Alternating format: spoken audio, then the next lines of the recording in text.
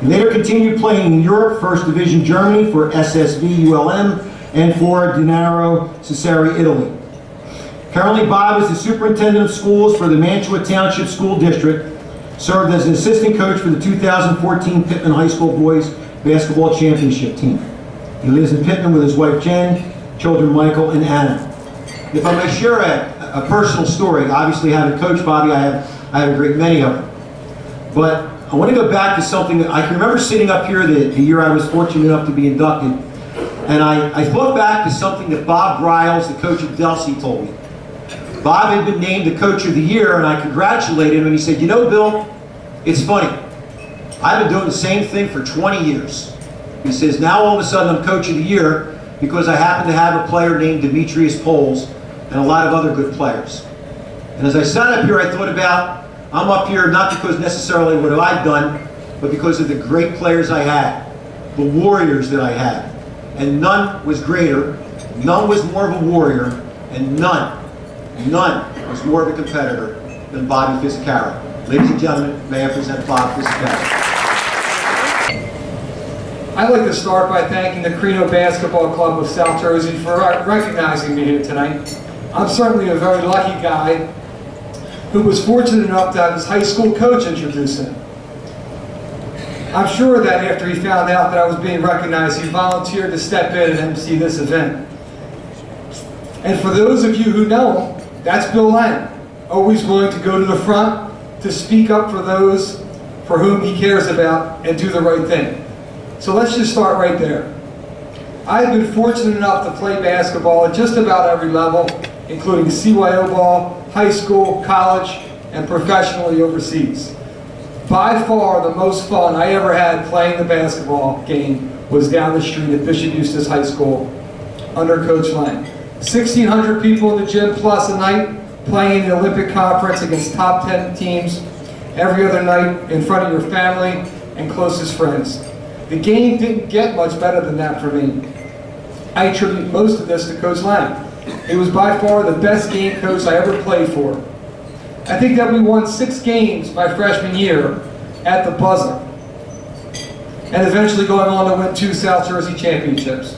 One thing that will always stick out to me is how calm Mr. Lang was in the huddle. He always assured us that we would win, convinced us that the last second play that he drew up in the timeout was much simpler than it actually was, and that we always had the advantage regardless of the circumstance. To put it simply, he made us believe, and he truly believed in us. And that's all anyone can ask for in a coach. Thanks, Coach. The next coach I'd like to talk about is Timmy Lenahan. What can you say? Seems like yesterday I was in the back of the room down the street at the Elephant and Castle. Timmy was up here at the front of the podium. He'd just been inducted to the South Jersey Hall of Fame. He was smiling ear to ear. He was yelling over to the front left. Clarence Turner was over here. God bless the referees in heaven. I can just see Timmy. He's probably wearing his green Celtics jacket. Clarence's dark eyeglasses. They're probably going at it right now, giving each other a hard time. Just like they were in the room more than 10 years ago that seemed like yesterday. I can still hear Timmy Lenahan sometimes. He taught us the value of preparation. Winners do what losers won't. He taught us how to be gritty. Offense wins games. Defense wins championships. He taught us that sometimes in life it's okay to be afraid. If you don't have butterflies in your stomach, you're not mentally prepared. Playing basketball at St. Rose was such a special experience that to this day, it's even hard to describe or talk about. But for those of you in the room who were part of it, you know exactly what I'm talking about. After grammar school, I also had some terrific coaches. Joe Betteridge and Tony Karachi were very influential.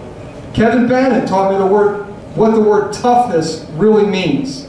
Herb McGee helped me learn confidence, and Pete Carrera taught me the game in a new way, a way that made me feel invincible between the lines.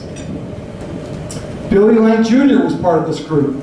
From him, I learned the value of determination and that anything is possible.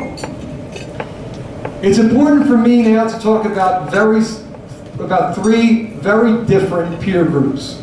Webster's dictionary defines the word pull as the act of taking hold of something and moving it toward.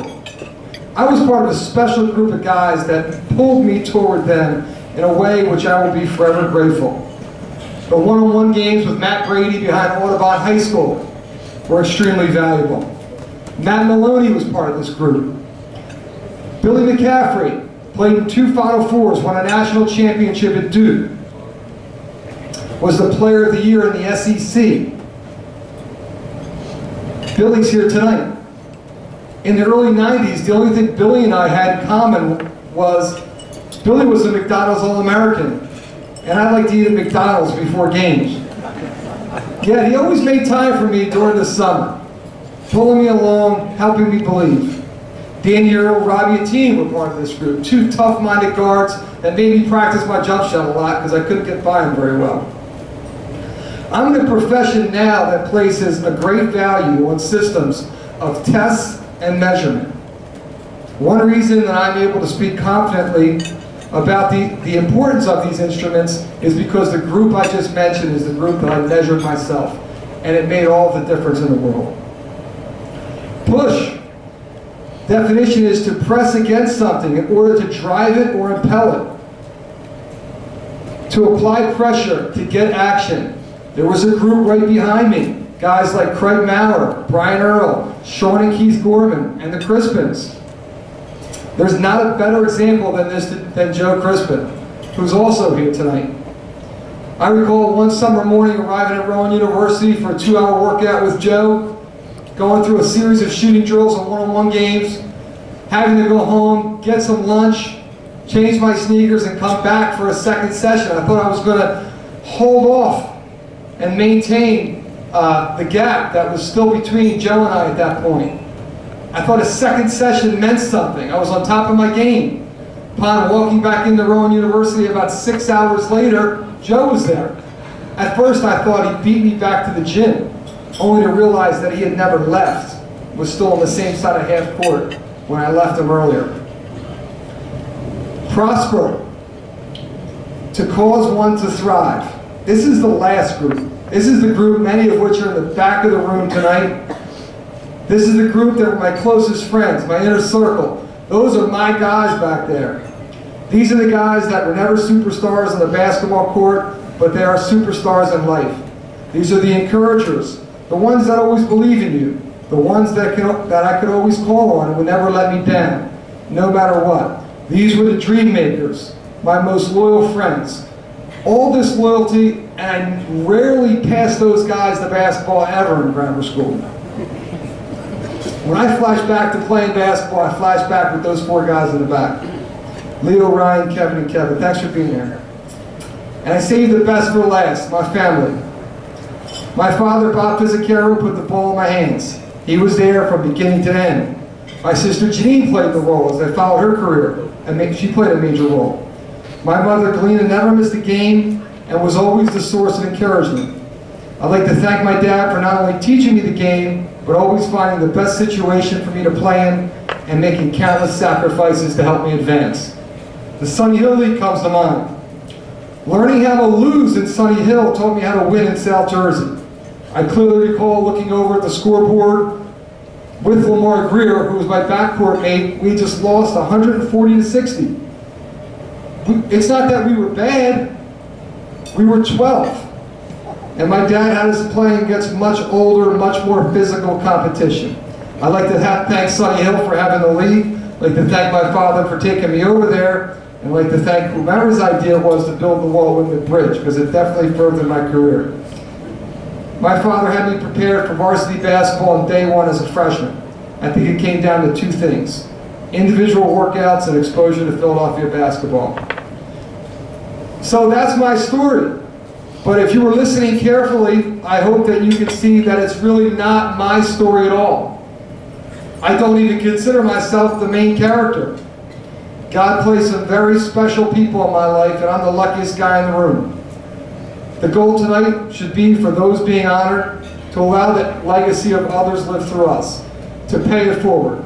This happened last year, as a part of the Pittman State Championship that I had the opportunity to coach with Kevin Crawford. That was a very special season for me as a volunteer assistant. First and foremost, I think it was the first time that Eustis and Camden Catholic ever came together to accomplish anything. But more importantly, it was an opportunity to pass on the legacy of the people you just heard about. Those shell defensive drills were inspired by Kevin Bannon, the shooting drills by Herb McGee, the hustle stats by Billy Lang Jr., and the player development by Pete Carrera. That team, that championship, it was always about helping to pay it forward for me. There were some other coaches that should probably be mentioned. It sounds weird because these are coaches that coach against me, but always treated me with so much respect. Bill Smothers from Woodrow Wilson put me on a summer league team with the Wilson guys. We wore shirts. The shirt said Smothers Brothers. It was easy to pick out the kid from Eustis and layup lines. John Valori had a terrific summer league and summer team camp. Jim Crawford Sr., Jim Crawford fielded terrific teams at Camden Catholic, along with Paul Rodio at St. Augustine and Pat Murphy at Gloucester Catholic. We played some tremendous games that will always be unforgettable. When you are 16 years old, you really believe that the game of basketball is all about performance, about winning, about breaking records, and that couldn't be further from the truth. This game is about preparation and process. I will be forever grateful because the game teaches us things that simply provide us with an unfair advantage once the ball stops bouncing. Things like teamwork, relationships, hard work, sacrifice, commitment. These are the things that we actually get to walk away from at the end of the basketball journey. I'd like to thank my family, my wife Jen, my son Michael, daughter Anna, and members of my extended family, along with all the others that came out to see and hear me tonight. I would also like to congratulate the other inductees, and lastly I'd like to thank the Al Carino Basketball Club for choosing me for the South Jersey Hall of Fame. Thank you very much. Have a good evening.